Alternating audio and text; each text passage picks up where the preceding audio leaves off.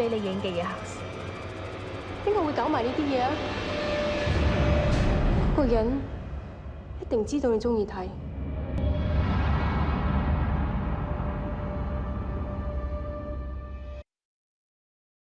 Hi, welcome to the Silver Spleen. My name is Harris Milstead, and this is my review of Abnormal Beauty. Ginny, played by Wong, is an art student. So is Anson, played, unsurprisingly, by Anson Leung.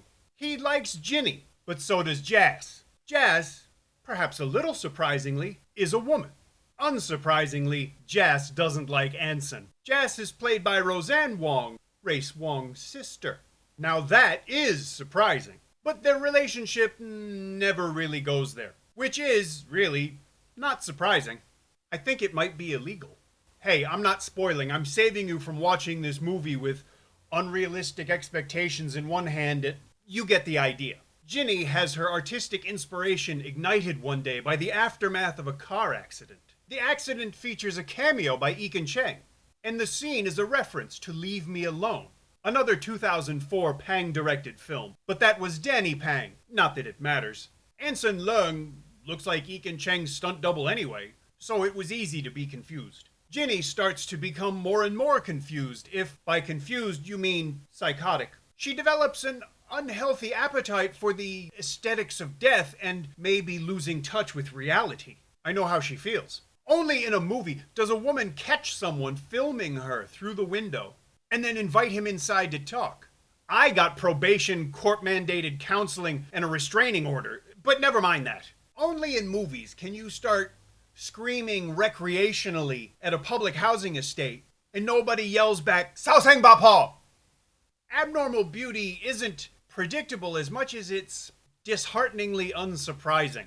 It has one of the worst schizophrenia metaphors I've ever seen. No, really, that's the metaphor.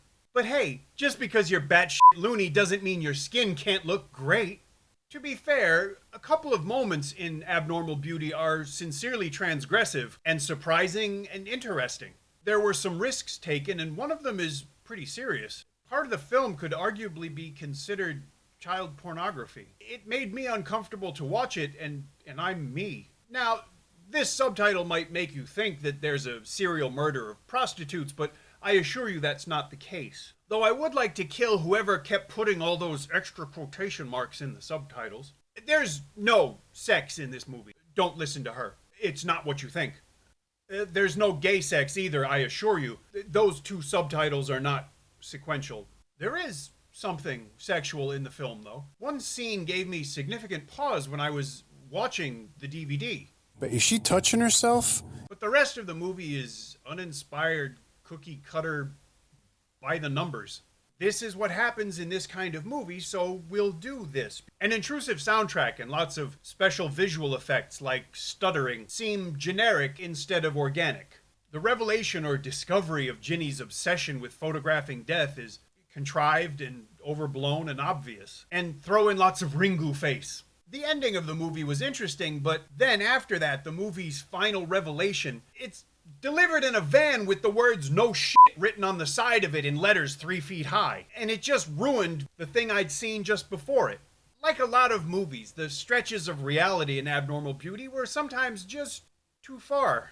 Movie stories exist in an alternate universe where no one, not your friends, not your families, ever thinks or says, you know, you got a real problem and I'm gonna call some professional help about it.